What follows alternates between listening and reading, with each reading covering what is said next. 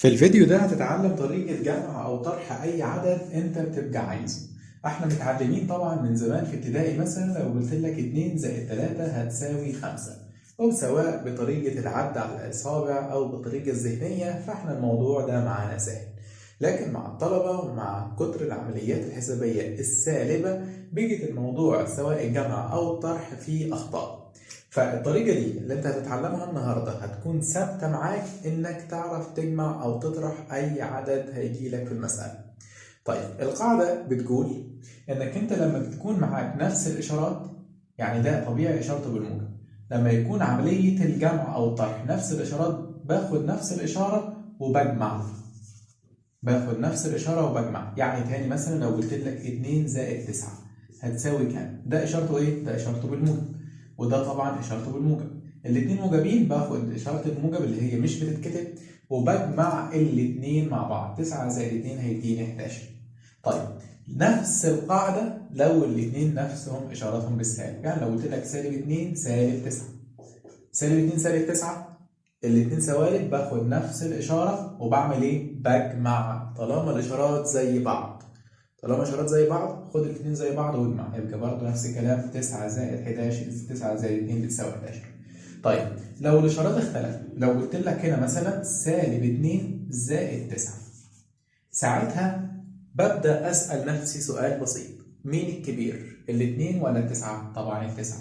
اشارته ايه؟ اشارته بالموجب، يبقى هاخد الموجب واعمل عملية طرح. ساعتها هنا هقول لك اهو اطرح العددين من بعض. 9 ناقص 2 هيديني 7، يبقى الطبيعي الناتج بتاعها 7. يعني سالب 2 زائد 9 7. هي لو عملتها برضو بحركة بسيطة وقلت لي ما سالب 2 زائد 9 هي 9 ناقص 2، وانا عارف ان 9 ناقص 2 برضو بتساوي 7، سواء بتستخدم العمليات الذهنية او بايدك زي ما قلنا في اول الفيديو. طيب تعالى برضو ناخد مثال تاني العكس. لو قلت لك سالب 9 زائد 2 هتساوي كام؟ هتقول لي تمام، اشاره مين الكبير؟ التسعه. اشارته ايه؟ اشارته بالسالب. خد الاشاره بتاعتي. طالما الاشارات اختلفت هطرح، الاشارات زي بعض هجمع. الاشارات اختلفت يبقى هطرح، طبعا باخد اشاره العدد الكبير واطرح. 9 ناقص 2 هيديني 7. هي برضه نفس الكلام لو قلت لك 2 ناقص 9 اللي هي موجب هنا 7. 2 ناقص 9 نفس الكلام، هي هتقول مين اشارته كبيره اللي هي السالبه، واطرح الاثنين من بعض هيديني السبعه. يبقى اول حاجه سواء عمليه الجمع او عمليه الطرح، هنا هي الفكره مش مين قبل مين، هي اهم حاجه العدد اشارته ايه. هنا خلي بالك في الاعداد اللي هي مع البدايه، احنا عارفين ان طبعا لو عدد موجب الاشاره بتاعته مش هتتكتب، لكن بديهي او لازم اكون حاطط في دماغي ان اشارته هي بالموجب اللي هي دي. طيب لو عدد سالب طبعا هيتحط الاشاره بتاعته. القاعده هجمع او هطرح.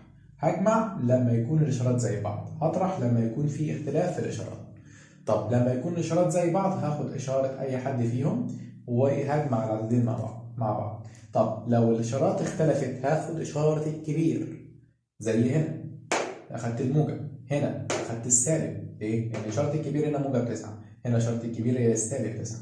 وبعد كده بطرح العددين من بعض، خلاص ماليش دعوه بالاشاره، انا حددتها.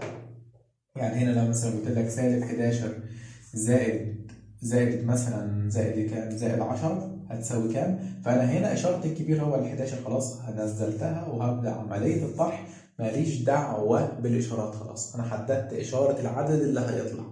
وبالتالي 11 ناقص الكبير ناقص الصغير، 11 ناقص 10 هيديني الواحد، ودي تكون النتيجه اللي انا عايز اوصل لها. هي دي الفكره الرئيسيه في عمليه الجمع او طرح لاي عدد انت عايز تجيبه.